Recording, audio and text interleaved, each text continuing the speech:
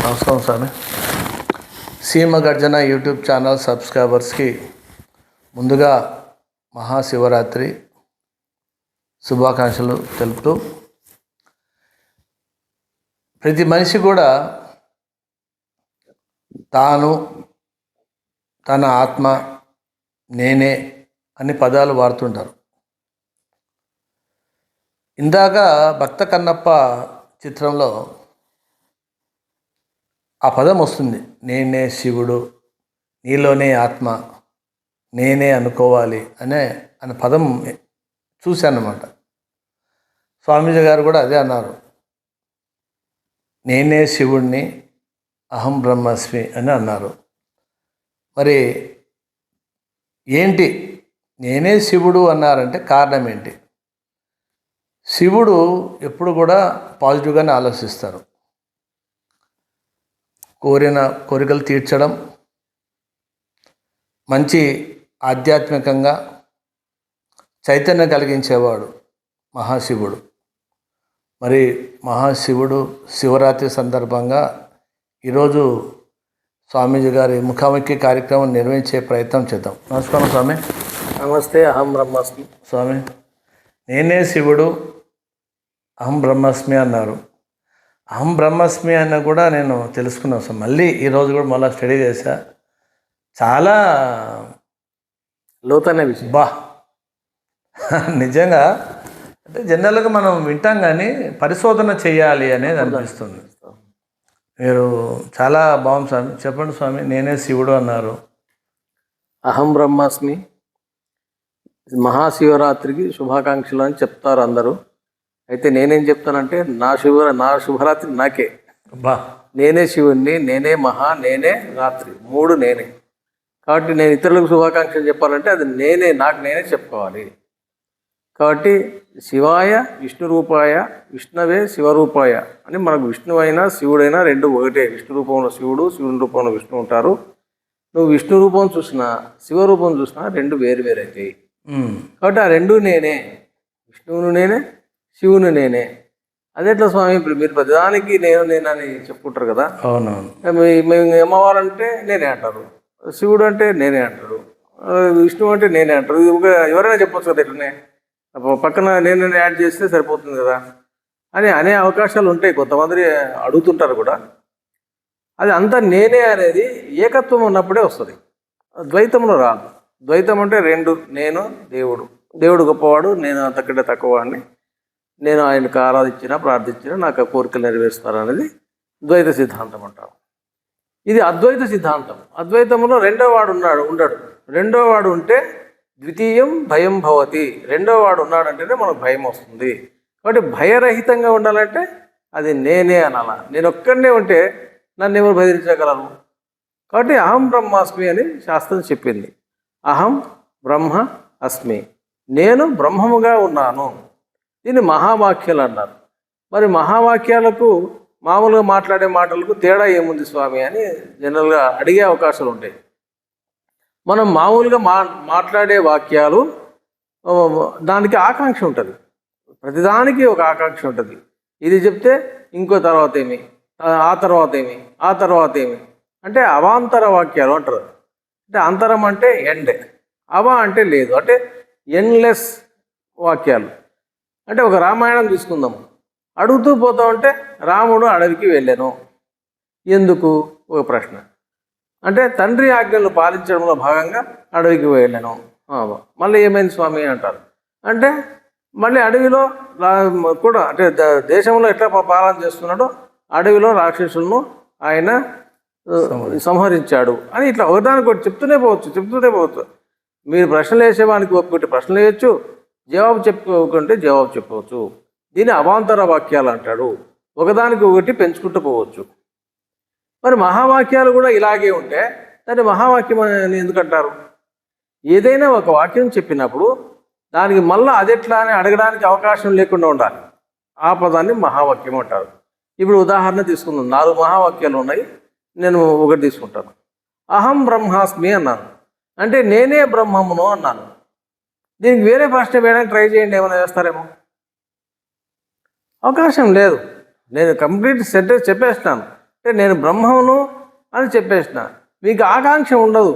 కాకపోతే వేరే ప్రశ్నలు అది ఎలా అయ్యారు అని అడగడానికి ఏమైనా అవకాశం ఉంటుందేమో, కానీ ఆ తర్వాత ఏమైంది స్వామి అని మీరు అడగలరా? అడగలేరు. తత్వమసి అంటే రెండవది. తత్ అంటే అది, త్వం అంటే నీవు, అసి అంటే ఉన్నావు, ఆ పరబ్రహ్మ స్వరూపం నీవే అయి ఉన్నావు అని అన్నప్పుడు అక్కడ ఏం ప్రశ్న వస్తుంది? మళ్ళీ ఆకాంక్ష అనేది ఉండదు. ఆ తర్వాత ఏమైంది స్వామి అని అనడానికి అవకాశం లేదు. అట్లనే అయమాత్మ బ్రహ్మ, అయం అంటే ఇది అని, అంటే ఇట్లా చూపిస్తున్నాము ఇది అని, ఇది బ్రహ్మ, ఇది బ్రహ్మ అనే దాన్ని ఏమంటారు? ఇది అన్నప్పుడు మనిషిని అయితే అతడు అని కానీ ఆమె అని కానీ అంటారు. మరి ఇది అన్నాడంటే ఈ జగత్తుని, జగత్తుకు నపుంసకలింగం వస్తుంది. కాబట్టి ఇది అంటే ఈ జగత్తు కూడా బ్రహ్మమే అని చెప్పినట్లు అయిపోయింది. ఇప్పుడు చెప్పండి, ఆ తర్వాత ఏమైంది అని అడగలమా? అనలేము. ఆకాంక్ష లేదు అక్కడ. అది అవాంతర వాక్యం కాదు, అది మహావాక్యం. ఆ తర్వాత ప్రజ్ఞానం బ్రహ్మ, ప్రజ్ఞ అంటే తెలివి, తెలివి ఎవరికైతే ఉంటే వాళ్ళు బ్రహ్మయ అని మనకు చూపిస్తోంది శాస్త్రం. ఇది కూడా మహావాక్యమే. మరి దాని తర్వాత ఆ తర్వాత ఏమైంది అడగలమా? అట్లా లేవు. ఏ మాట మాట్లాడితే దానికి మళ్ళీ ఏమైంది, ఆ తర్వాత ఏమైంది, ఆ తర్వాత ఏమైంది అని అనడానికి వీలు లేకుండా ఉంటుందో దాన్ని మహావాక్యం అన్నారు. ఏం పదం మాట్లాడితే ఇంకా చెప్పండి ఇంకా చెప్పండి అని అంటే అది అవాంతర వాక్యము. అవాంతర వాక్యాలు రామాయణం చాలా పెరిగిపోయింది, మహాభారతం 1,00,000 శ్లోకాలు అయిపోయింది, భాగవతం 18,000 శ్లోకాలు అయింది. అట్లా పెంచుకుంటూనే పోతుంది తప్ప నీకు తగ్గి రాదు. దానికి వ్యతిరేకంగా ఉండాలి, సెంటెన్స్ కంప్లీట్ అయిపోవాలి, పూర్తి అయిపోవాలి అనేటివి మహావాక్యాలు. కాబట్టి అహం బ్రహ్మాస్మి, నేనే బ్రహ్మను అన్నప్పుడు నేనే శివుణ్ణి, నేనే విష్ణువును, నేనే అమ్మవారిని, నేనే ఆంజనేయ స్వామిని, మొత్తం విశ్వంలో ఉండేటువంటి చెట్టు పుట్ట గుట్ట అంతా నేనే. నేను కానిది నాది కానిది విశ్వమే లేదు. కాబట్టి ఈరోజు మహాశివరాత్రి రోజున నేనే శివుణ్ణి అనే మాట చెప్పాలనిపించింది. ఇది నేనే కాదు, అది మీరు కూడా చెప్పాలి.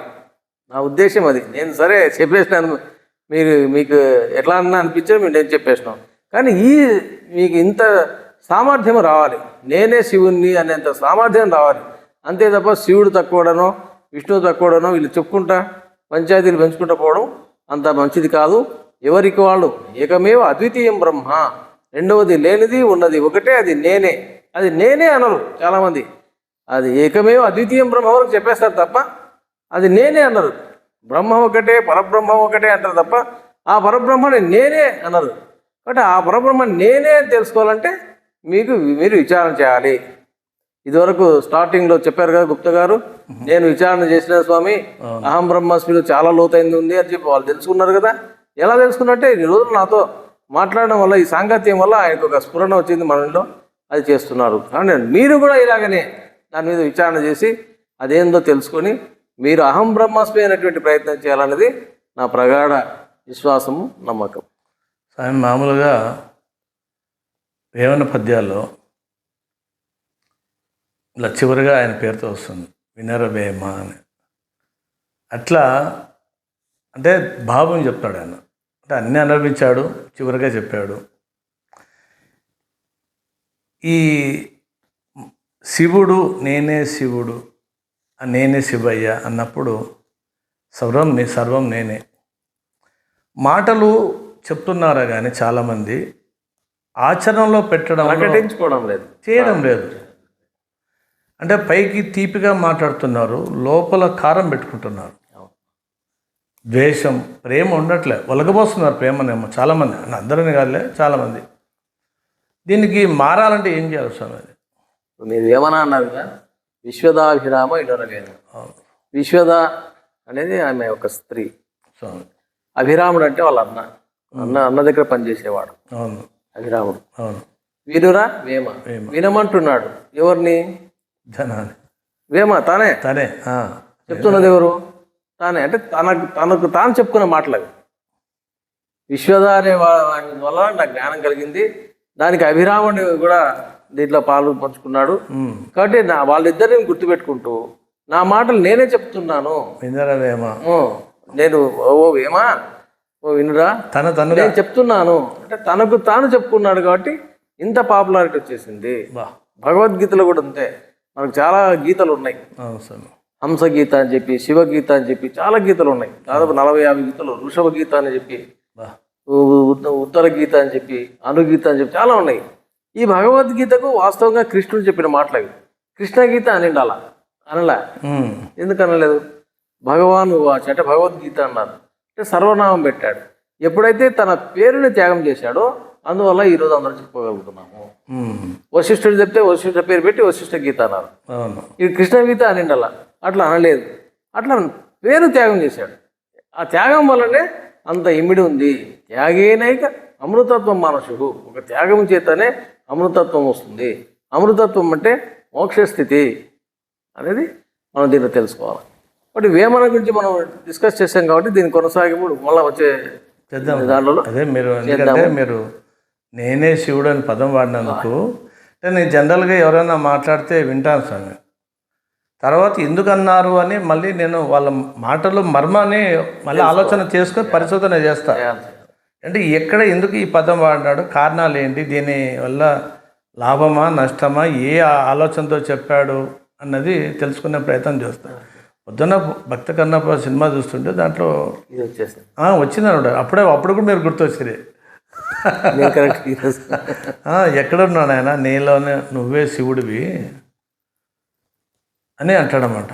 అబ్బా అనుకున్నాను. అంటే పరిశోధన అంటే ఆలోచన చేసుకోవాలి మనిషి. ఇప్పుడు జనరల్గా మనం ఏదైనా విజయం కాకపోతే మానసికంగా కుంగిపోయి నేను మంచి చేసిన, నాకు ఇట్లా జరిగింది అని కుంగిపోయి, లేదు నేను బాగా చదువుకున్నా బాగా రాశాను కానీ ఫెయిల్ అయినానని కుంగిపోయి కన్నీరు పెట్టుకొని ఆత్మహత్యలు చేసుకున్న వాళ్ళు ఎందరో ఉంటారు.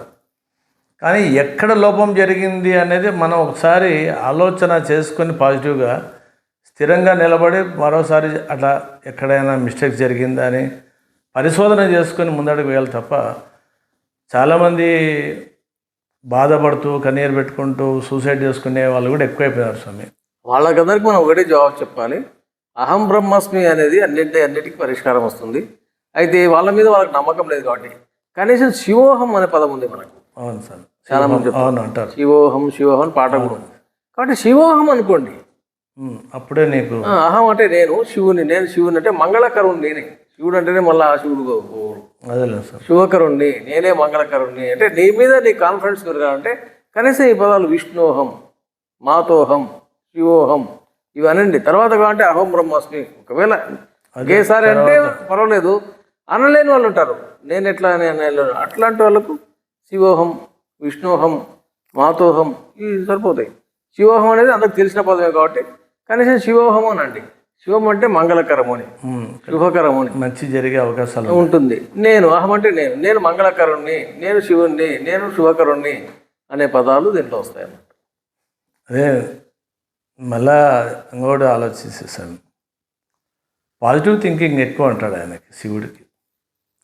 వరం ఇవ్వడమే ఆయనకి తప్ప తర్వాత ఏం జరుగుతుందని ఆయన తెలిసినా కూడా తెలియదు స్వామి.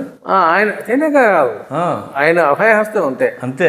మళ్ళీ దాన్ని ఇది చేసుకోవడానికి వాళ్ళ నుంచి రక్షించుకోవాలంటే మళ్ళీ విష్ణువు రావాల్సిందే. మళ్ళా విష్ణు జ్ఞానస్వరూపుడు అన్నమాట. జ్ఞానం రావాలంటే చెప్తారు ఒక చోట, ఎవరి నెత్తిని చేపెడితే వాళ్ళే భస్మైపోతారంటే భస్మాసుడు హస్తము తన మీద చేపెట్టబోతాడు. అప్పుడు ఆయన తప్పించుకొని పారిపోతుంటాడు. అప్పుడు ఇది తెలిసిపోతుంది, విష్ణువుకి తెలిసిపోతే ఏం చేయాలి ఇప్పుడు, ఆయన జ్ఞానస్వరూపం.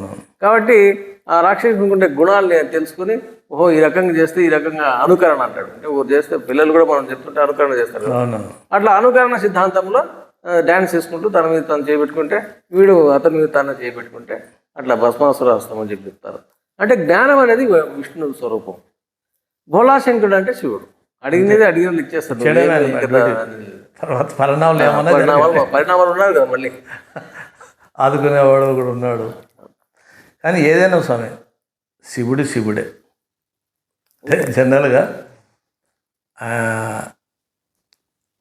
ఏమి ఆశించకపోయినా ఏమి పెట్టకపోయినా కూడా అనుకుంటే ఒకసారి అనిపిస్తుంది ఎంత పాజిటివ్ థింకింగ్ ఉండాలా, ఎంత నిగ్రహం ఉండాలి.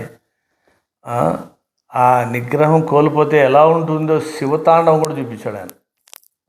మంచితనానికి ఎక్కడైనా ఆటంకం కలిగిస్తే ఎలా ఉంటుందో కూడా చూపించాడు ఆయన. మరి ఏం స్వామి అది అంత ఆవేశం జరిగింది. ఆ శివతాండంలో తను మర్చిపోతాడు అన్నమాట. మర్చిపోతాడు. లయకారకుడు, మర్చిపోయాడంటే లయం. ఎప్పుడు మర్చిపోవాలంటే అతను తాండవం అంటే దాంట్లో మర్చిపోతారు. ఇప్పుడు డాన్సర్స్ కూడా అవునవును. మామూలుగా మనం డ్యాన్స్ చేసే వాళ్ళు కూడా ఉమ్. వాళ్ళు అన్నీ మర్చిపోతేనే డ్యాన్స్ చేయగలరు. బా. లేకపోతే వీళ్ళని చూసుకుంటూ వాళ్ళని చూసుకుంటూ చేస్తే అది డ్యాన్స్ అవునవును. కంప్లీట్ తనలో తాను లీనమైపోతేనే వాళ్ళు అంతగా డ్యాన్స్ చేస్తారు. మనం ఏమనుకుంటామంటే మనం చూస్తున్నారేమో అని ఉంటుంది. సరే. వాళ్ళు ఎవరు చూడడం లేదు. అది తెలుసుకోవాలి. మొత్తం స్వామి ఈ శివరాత్రి జాగరణ చెయ్యాలని ప్రతి ఒక్కరికి ఉంటుంది. చేస్తే పుణ్యమని, చేయకపోతే ఏమవుతుంది స్వామి? అంటే పుణ్యపాపాలు అనుకున్నప్పుడు చేయాలనుకుంటాము. నేనే శివుని నాకేం పుణ్యం నాకేం పాపం ఏముండదు. జ్ఞానాది ఒక జ్ఞానం వలనే దగ్ధ కర్మాణం, కర్మలు అన్నీ కాలిపోతాయి ఒక జ్ఞానము చేతనే. మరి జ్ఞానం అంటే తెలివి. ఏం తెలివి అంటే నేనే బ్రహ్మము అనుకునేటువంటి తెలివి ఎవరికైతే ఉందో వాళ్ళు చేస్తున్నటువంటి ఆల్రెడీ చేసినవి ఇప్పుడు చేస్తున్నవి అన్నీ అగ్నిలో దూది ఎలా అయితే కాలిపోతుందో అట్లా కాలిపోతాయి. కర్మాణం అన్నాడు అంటే అన్ని కర్మలు అని. కర్మ అంటే ఒకటి, కర్మణవ్ అంటే రెండు, కర్మాణం అంటే అన్ని. వీళ్ళు ఏం చేస్తారంటే ఒక కర్మ పోదు ప్రారంధం పోదు అంటారు. అట్లా కాదు, అన్ని కర్మలు కాలిపోతాయి అని మనం తెలుసుకోవాలి. కాబట్టి శివోహం మొదటగా సమస్యలు ఏదైనా వచ్చినప్పుడు మనం శివోహం అనుకుంటాం మంచిది. సమస్యలు వచ్చినప్పుడే కాదు, రాకపోయి రోజు నిజ జీవితంలో నువ్వు అది పెట్టుకోవాలి. ఇవి పెట్టుకోండి. ఓం నమ శివాయ అన్న దానికంటే 1000 రెట్లు గొప్పది శివోహం.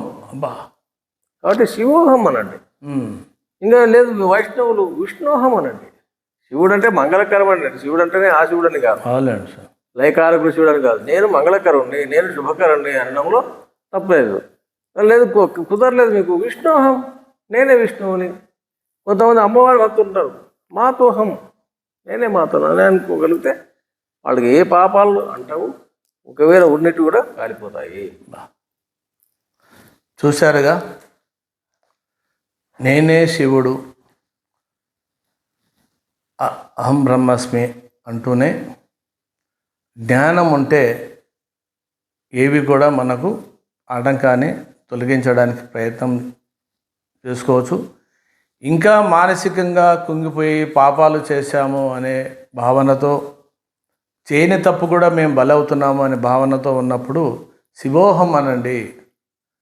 అంటే జరిగినా మంచి జరిగినా చెడు జరిగినా ఎప్పుడైనా కానీ ఆ నామస్మరణ చెయ్యండి. శివోహం అంత శక్తివంతమైనది ఇంకొకటి లేదు. ఏదన్నా ఉన్నా కూడా తొలగిపోతాయి, సమస్యలు రావు, సంతోషమైన జీవితాన్ని, ఆరోగ్యవంతమైన జీవితాన్ని అనుభవించమని వచ్చని చెప్పడం జరిగింది. చాలా సంతోషం స్వామి. నమస్తే. శివరాత్రి సందర్భంగా శివరాత్రి రోజు మన ముఖావిక కార్యక్రమంలో మంచి పదం అంటే శివోహం అనే పదం చాలా మంచిదని చెప్తున్నారు. చాలా సంతోషం సార్. సీమగర్జన వీక్షకులకు ధన్యవాదాలు. ఆ సీమగర్జన సంస్థ యొక్క అధిపతి అయినటువంటి సత్యనారాయణ గుప్తా గారికి ఈ మహాశివరాత్రి సందర్భంగా చక్కటి ఆహ్వానం. ధన్యవాదాలు. అహం బ్రహ్మాస్మి.